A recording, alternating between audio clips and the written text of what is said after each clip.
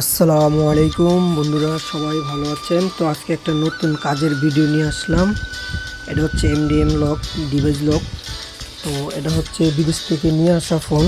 তো আমরা আজকে এটাকে F64 মাধ্যমে ডিভাইসটি আনলক করব। তো এটা হচ্ছে সমস্যা, পার্টিশন প্রোগ্রামিং করতে হবে, তারপরে ইনশাল্লাহ কাজটা হবে। তো আশা করি সবাই ভিডিওটা দেখবেন কীভাবে কী করি। তো আমরা সরাসরি F64 বক্সে চলে গেলাম। চলে যাওয়ার পরে আমরা F64 বক্সটাকে কানেক্ট করব। তো সর্বপ্রথমে আমরা এখানের মধ্যে 2.8 ভোল্ট আর হচ্ছে গিয়ার G1 আমরা সিলেক্ট করলাম। তো এখন আমরা এই ফোনের যত ব্যাকআপ ফাইল আছে এগুলো আগে ব্যাকআপ নিতে হবে। এই কাজটা করার সময় ব্যাকআপ না রাখলে কোনো কারণে কোনো সমস্যা হলে তখন কিন্তু সেট আর অন হবে না। তো এই জন্য আমরা ব্যাকআপ নিলাম। তো ব্যাকআপগুলো আমরা সবসময় আমরা সি ড্রাইভ ব্যতীত অন্য ড্রাইভে রাখবো, যেহেতু আমার কম্পিউটার হচ্ছে এসএসডি বা উন্নত মানের, এই জন্য এটার মধ্যে রিড রাইট স্পিড অতিরিক্ত বেশি। তো দেখতে পাচ্ছেন G1 কত MPPS 40 করে নিচ্ছে। এটা হচ্ছে রিড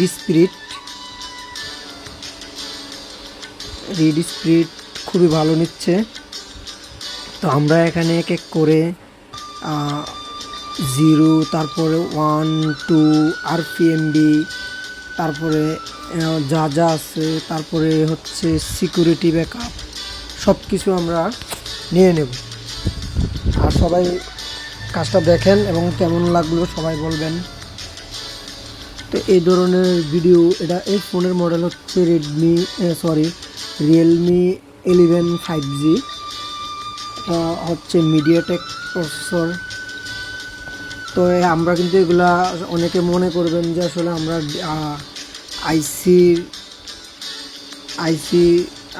আইসি তোলার মাধ্যমে না, আমরা এটাকে আইএসপির মাধ্যমে করতেছি। আইএসপির মাধ্যমে যে B2 কেবল আছে, B2 কেবলের মাধ্যমে।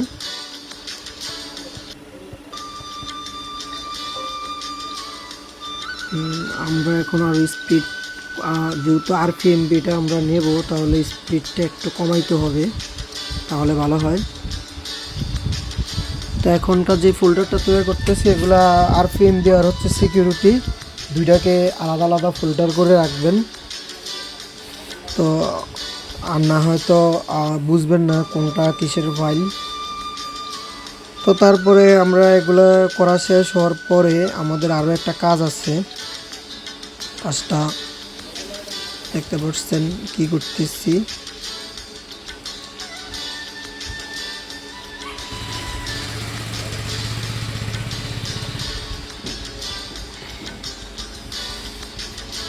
ভালোভাবে ভিডিওটা বারবার দেখবেন, তাহলে সবাই পারবেন।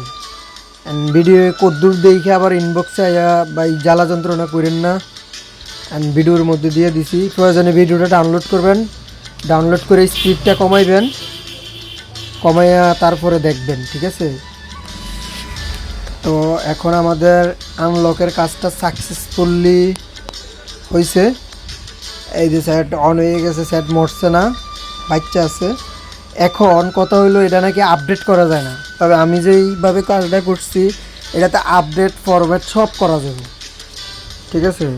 তো আমি এই ধরনের কাজগুলো নিয়ে আমাদের F64 বক্সের যে গ্রুপ আছে ওই গ্রুপের মাঝে মধ্যে একটু পোস্ট করি, সাধারণ বিষয় লইয়া পোস্ট করার পরে হেল্পগুলো এরকম ধরনের হয় যে আনলক টুলস বাড়া দেয়, কাজ জানে না কিন্তু টুলস বাড়া দেয়।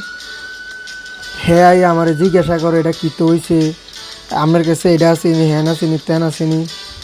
তারপরে বহুত ধরনের এখন পর্যন্ত ওই গ্রুপে পোস্ট করার পরে।